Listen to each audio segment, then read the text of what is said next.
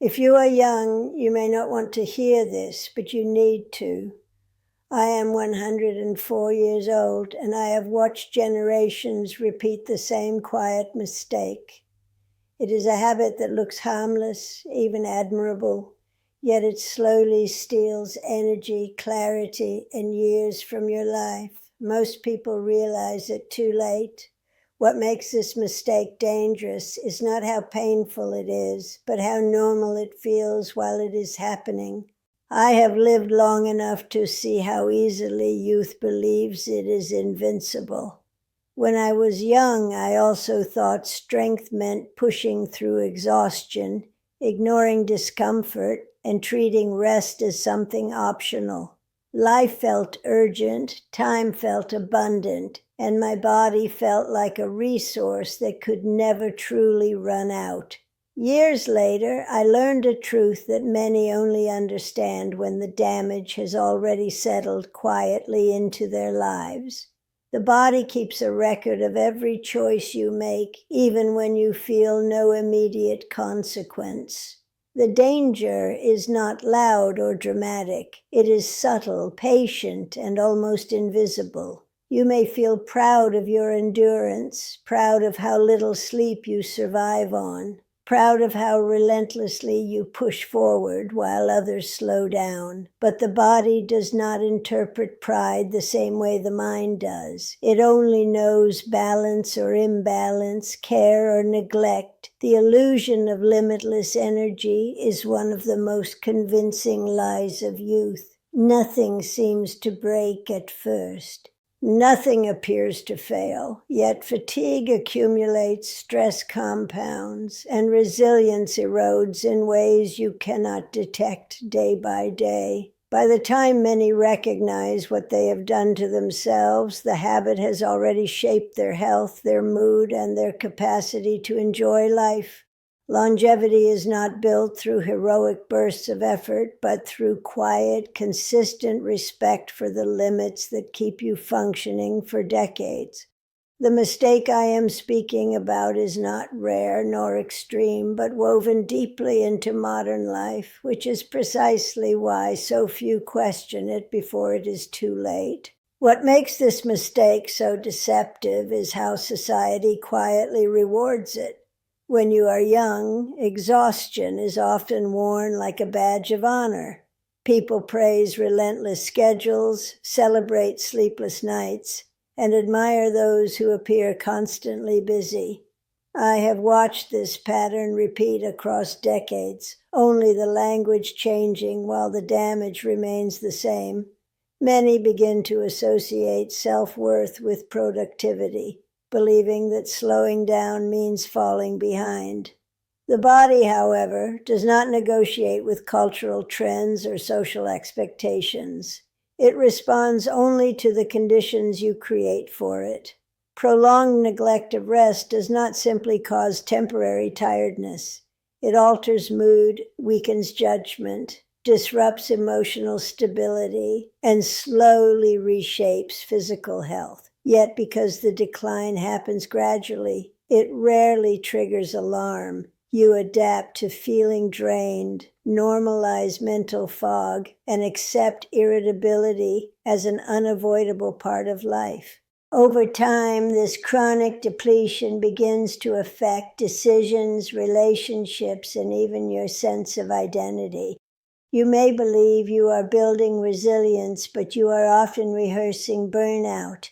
True strength is rarely loud or theatrical. It is reflected in sustainability, clarity, and the ability to function without constantly borrowing energy from the future. The tragedy is that youth provides enough reserve capacity to mask the consequences for years, creating the illusion that nothing serious is happening. By the time the cost becomes undeniable, the habit is deeply ingrained and far more difficult to reverse. The mistake feels normal precisely because so many participate in it, which is why awareness arrives painfully late for countless people. When you are young, it is remarkably easy to misinterpret the body's silence as approval. The absence of immediate pain feels like permission, as though your physical limits are distant concerns meant for another stage of life. I have seen how effortlessly people confuse endurance with immunity, believing that the ability to tolerate strain is evidence that no harm is being done. The body is far more patient than most realize. It rarely protests dramatically at first. Instead, it adapts, compensates, and continues to function while quietly absorbing the impact of repeated neglect. This delayed response is precisely what makes the mistake so dangerous. You begin to accept subtle fatigue as normal, dismiss mental dullness as stress, and overlook emotional volatility as personality. Over months and years, the baseline shifts so gradually that you forget what genuine vitality once felt like. Energy becomes something chased rather than possessed. Clarity becomes inconsistent. Irritation becomes frequent. Yet, because everyone around you appears to share similar struggles, the condition feels ordinary rather than alarming. Youth amplifies this illusion by offering a temporary cushion of resilience, allowing harmful patterns to persist without obvious collapse. What many fail to grasp is that the body's tolerance is not infinite generosity, but borrowed time. Every period of excessive strain without adequate recovery accumulates invisible costs that compound long before they manifest in unmistakable ways. By the time symptoms become undeniable, the foundation of imbalance has often been laid for years. Longevity is rarely undermined by singular dramatic events, but by ordinary choices repeated without reflection, reinforced by a culture that mistakes depletion for dedication and exhaustion for achievement. There is a misconception that damage must feel dramatic in order to be real. Youth especially encourages this belief because severe consequences are expected to arrive with unmistakable signals, sharp pain, or sudden collapse. Reality is far less theatrical. The most enduring harm often develops quietly, embedded within routines that appear ordinary and even socially celebrated. I have observed how easily people underestimate gradual decline precisely because it does not interrupt life with urgency. Instead, it erodes capacity in increments too small to command attention. A little less energy each year, a little more tension in the mind, a little more effort required to achieve the same clarity. The danger lies not only in the physical toll, but in the psychological adaptation that follows. Humans are remarkably capable of normalizing discomfort when it becomes familiar. What once would have been recognized as exhaustion slowly becomes categorized as a typical day. Irritability becomes personality. Mental fog becomes stress. Persistent fatigue becomes adulthood. Over time, the line between functioning and struggling blurs until many no longer remember the sensation of feeling genuinely restored. This is how imbalance sustains itself without resistance. The body continues, the mind adjusts, and life proceeds, all while reserves are depleted and resilience is quietly compromised. The tragedy is that recovery becomes increasingly difficult the longer neglect persists, yet awareness rarely arrives early enough to prevent accumulation. Longevity is shaped less by catastrophic decisions than by unnoticed habits reinforced daily. The mistake feels harmless because its consequences are patient, and patience, paradoxically, is what allows it to reshape a lifetime without ever appearing overtly destructive in the beginning. One of the most convincing illusions of youth is the belief that sacrifice and self-neglect are interchangeable.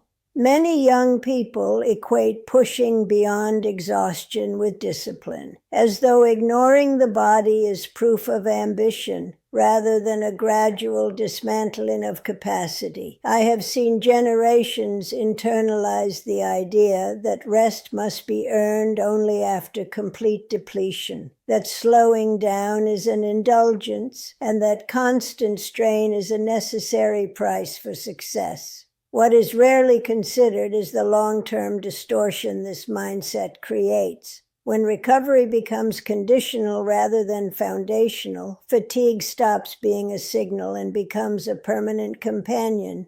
The body is not designed to thrive under continuous deficit, yet modern life frequently glorifies precisely that condition. Overwork, irregular sleep, and chronic stress are often framed as temporary phases, but temporary patterns repeated long enough become lifestyles with lasting consequences. The erosion does not always announce itself through immediate illness. It emerges through diminished concentration, unstable mood, weakened immunity, and a persistent sense of mental heaviness that many struggle to articulate.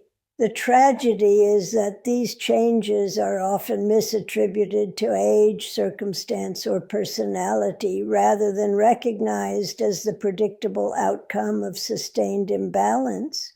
True vitality is rarely preserved through extremes, but through consistency, moderation, and respect for biological limits.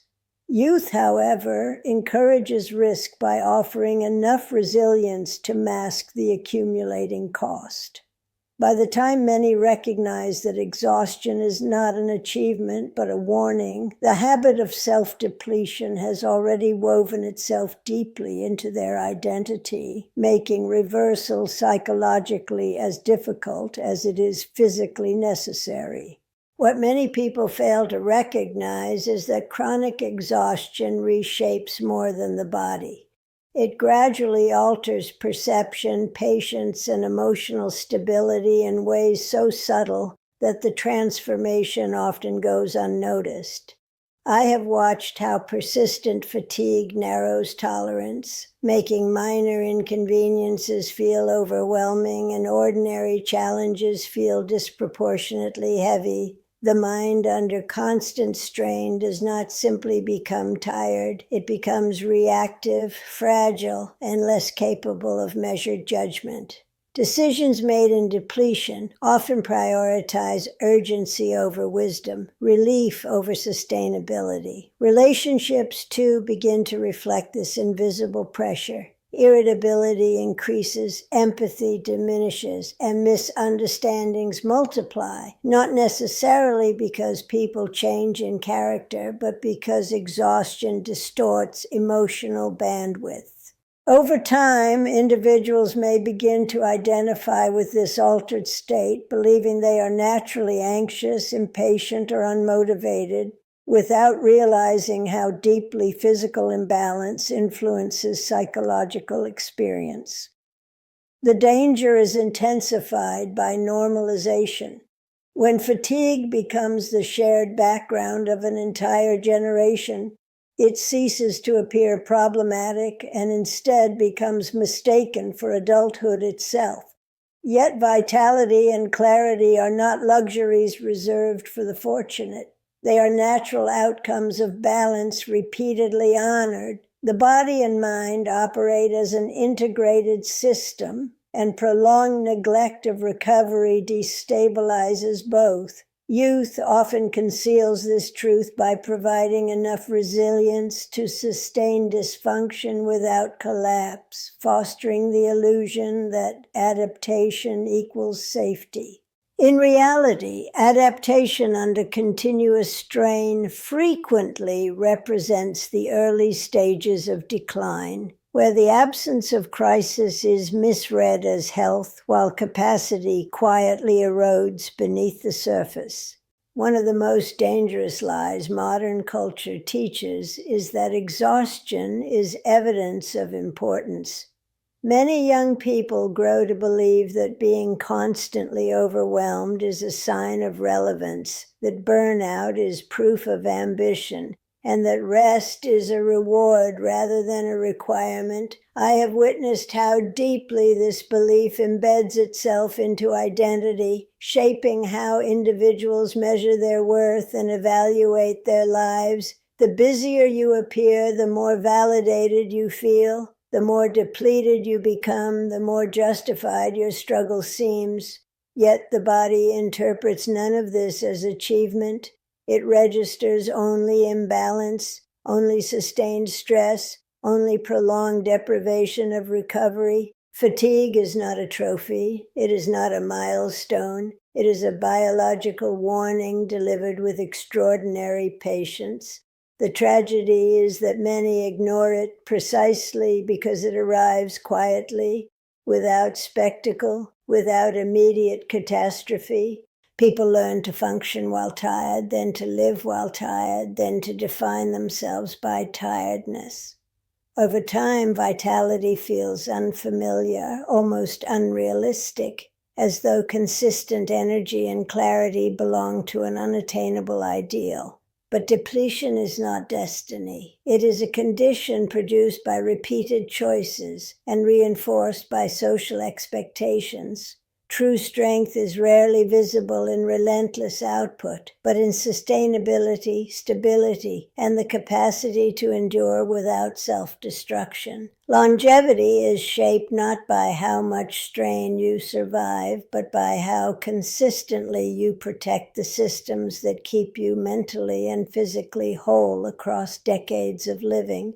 There is a quiet tragedy in realizing too late that you spent your healthiest years fighting your own body. Youth often frames relentless strain as temporary, something to endure now for rewards later, yet later arrives with a body already shaped by years of neglect.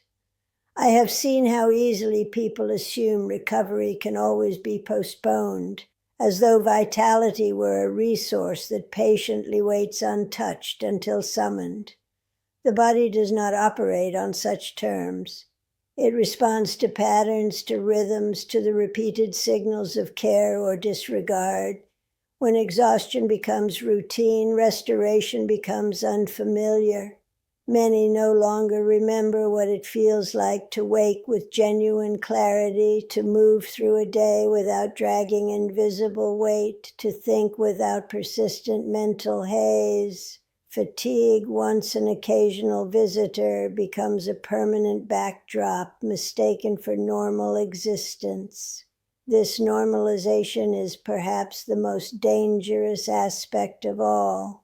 When struggle becomes common, it loses its urgency. When depletion becomes widespread, it begins to resemble inevitability. Yet nothing about chronic exhaustion is inevitable. It is constructed gradually through choices that feel insignificant in isolation, but decisive in accumulation. I have watched countless individuals spend years chasing productivity while quietly sacrificing the very capacity that makes sustained achievement possible.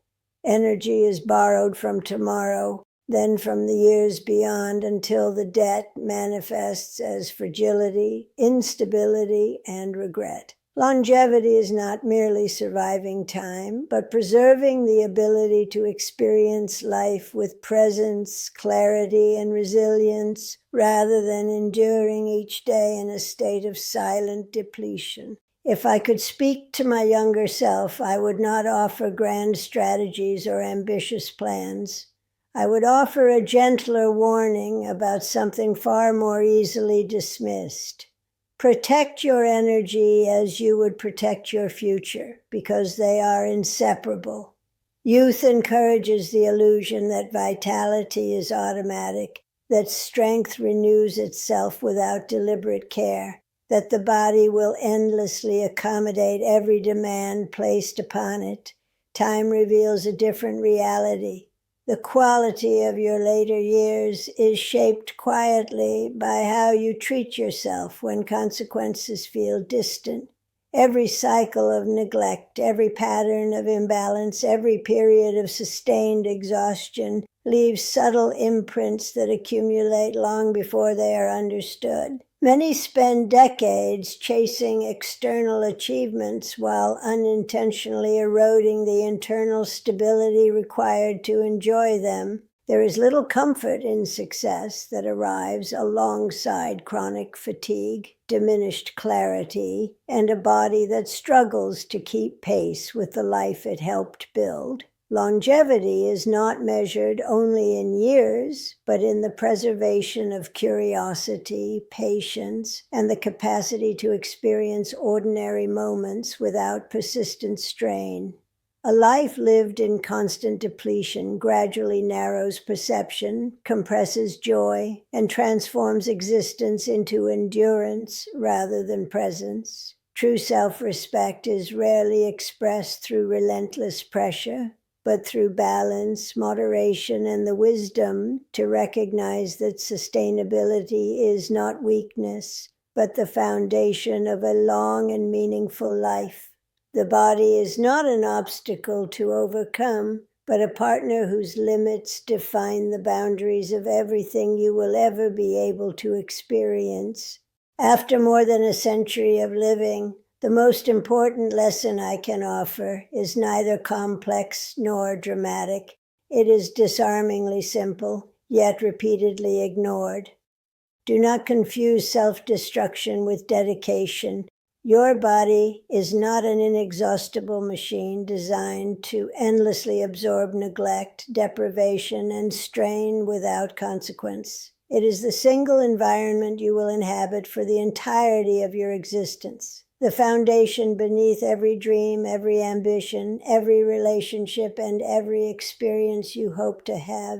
Many people spend their youth behaving as though vitality were guaranteed, as though energy were limitless, as though recovery could always be deferred without cost. Time dismantles these illusions with unforgiving consistency. The body remembers patterns long after the mind has justified them. Fatigue accumulates quietly, resilience erodes gradually, clarity diminishes subtly. By the time the impact becomes undeniable, reversal is often far more difficult than prevention ever would have been. Longevity is not an accident, nor merely a matter of genetics, but a reflection of repeated respect for limits that sustain rather than exhaust. Rest is not laziness, balance is not weakness, recovery is not indulgence.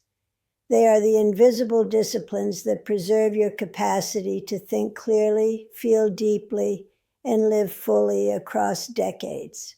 A long life is not simply about surviving years, but about maintaining the ability to inhabit those years with stability, presence, and vitality. If you remember nothing else, remember this.